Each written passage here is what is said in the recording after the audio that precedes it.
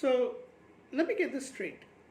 Arishem is supposed to be the prime celestial, and he created, well, basically the universe. That's what it says here. Before the six singularities and the dawn of creation came the celestials. Arishem, who was the prime celestial, basically created the first sun and brought light into the universe. So basically, he set forth all creation. And then, on several planets where there are life, he put in the seeds of what would become the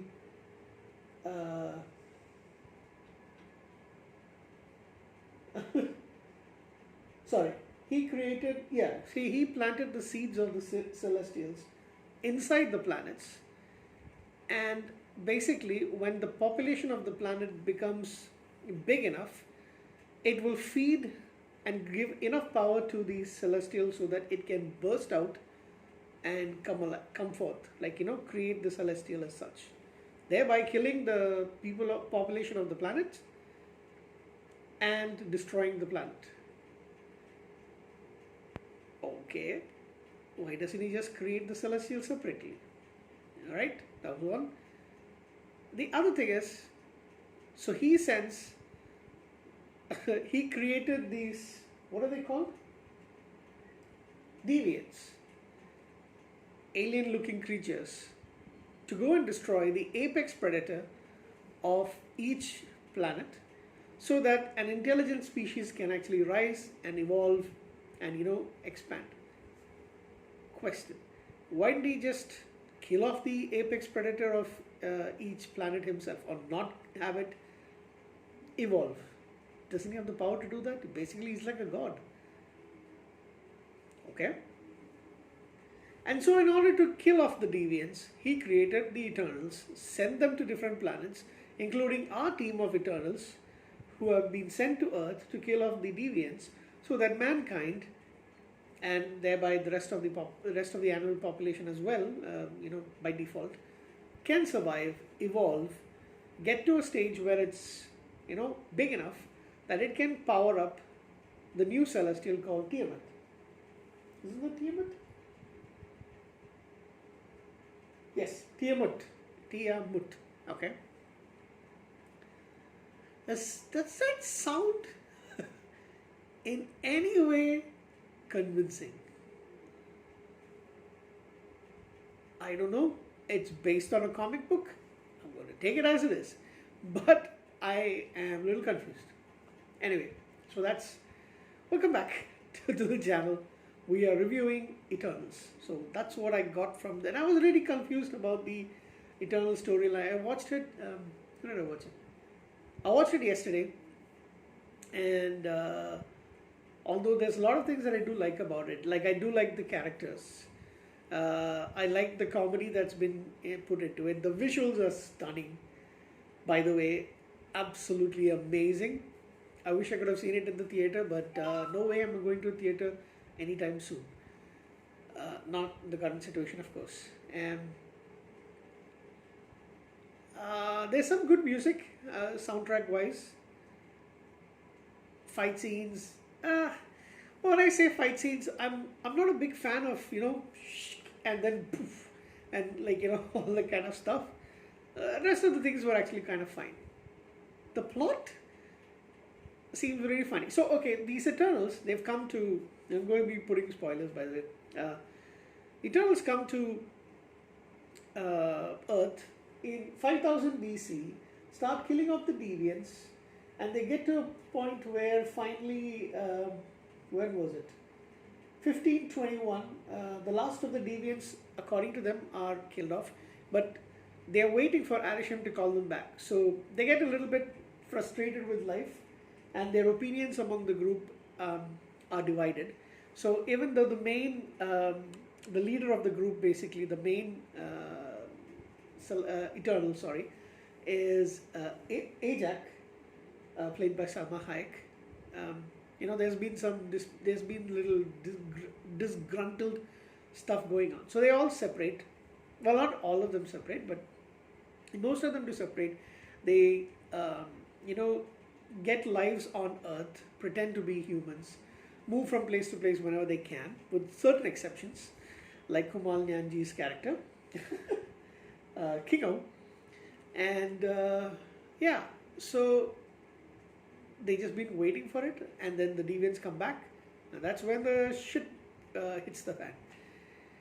Okay, yeah. Anyway, like I mentioned, I do like the visuals a lot. Fight scenes, well, some of them were pretty good, but uh, when it's more of like and all that stuff that I call the woo stuff, that's something which I'm not. But it's still done beautifully. I mean, it's I'm not complaining about the special effects and the visuals at all. It's done brilliantly. It's beautiful to watch.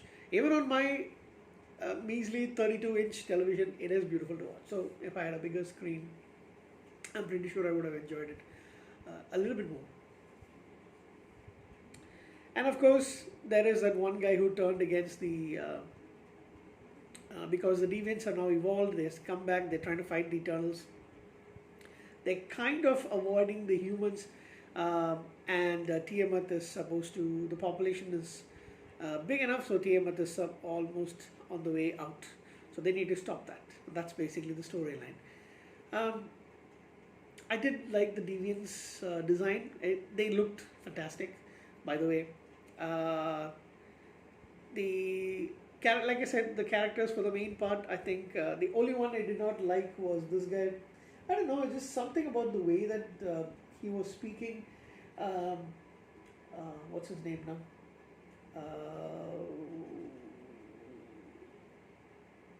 Barry Keogh, who plays Druig. I just didn't like the character at all. Rest everybody I think was like pretty fine. There was a lot of comedy elements regarding Kingo, Fastos for example, and Don Lee, who I think was the best. He was my favorite character in the Eternals. I'm very sad that he was actually killed off earlier on. Salma Hayek looks beautiful. I mean, there was a time when I was actually a little worried about Salma Hayek is always beautiful. Sorry, I'm talking about Angelina Jolie. There was a time when I was actually a little bit scared of what Salma Hayek's health was, because she was like gaunt in in a couple of movies and some other appearances that I've seen, but she looks way better over here. Looks much beautiful, let me tell you. Yeah, and I think she was awesome as well. So, I wanted Salma Hayek to be there more. Unfortunately, she's been killed off earlier on. So those are things which I kind of liked, and a couple of things I did not like. Pretty much. Oh yeah. So the Deviant Crow, the main, is actually voiced by Bill Skarsgård. I didn't actually know that. David Kay voices the Celestial Arishan. Anybody else? Oh yeah, some guy from One Direction is actually in the movie towards the end of the mid credits. And yeah, so we are told about the. Towards the end credit, you also get the slight hint towards Blade. So even though you don't actually see him, you just hear the voice of the actor who's going to be playing Blade. This might seem a little bit odd review as such, but yeah. So like I mentioned, Don Lee was my favorite. Kumal Nanji, pretty much funny. Richard Madden as Icarus. I think he was convincing enough. All of those. I really liked all the Gemma Chan, sorry. She as well, pretty good actress. Haven't seen her in too much stuff. I just seen her I think in one or two things before this, but I really do like her here. Salma Hayek and Angelina Jolie I always enjoy in most of the stuff that I've seen them in, so always a pleasure to see them. Yeah, this guy, what's his name? Brian Tyree Henry as Fastos. I think if I quickly do a quick check, I think he's the guy in what's that movie? King Kong versus Godzilla, or Godzilla versus King Kong. Yes, he was, and he was annoying in that film. Not so much in this. I hated him in that movie. I thought he was an absolutely useless character. Here was much better. Oh yeah, and apparently Fastos is the first superhero in the Marvel universe who's openly gay. So yeah, inclusion movement, everything over there. But it didn't feel that something that was actually, it wasn't like it. It felt kind of more natural than anything else. So I don't have a problem with any of that stuff. It's not in your face like anything else. It's just basically a fact of life. That's it. And when it's done that way, nobody's got a problem. So I know some people do have a complaint about certain things, but oh yeah, Lauren Ridloff. I like her so much. I've seen her in The Walking Dead. She's also the first, possibly deaf and mute actor. I think she is. Yeah, the first deaf superhero also in the Marvel superhero. So she's pretty.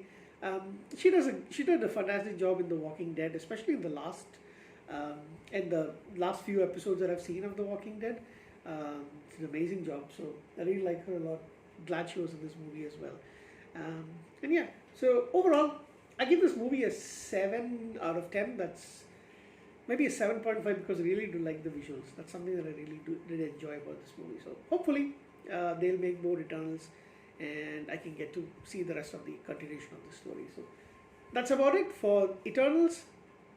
You know, some spoilers I've put in this. I wasn't actually planning to, but yeah, I had to put it in this way. So that's it about Eternals. Thank you guys. I shall see you in the next review coming up pretty soon. Bye bye.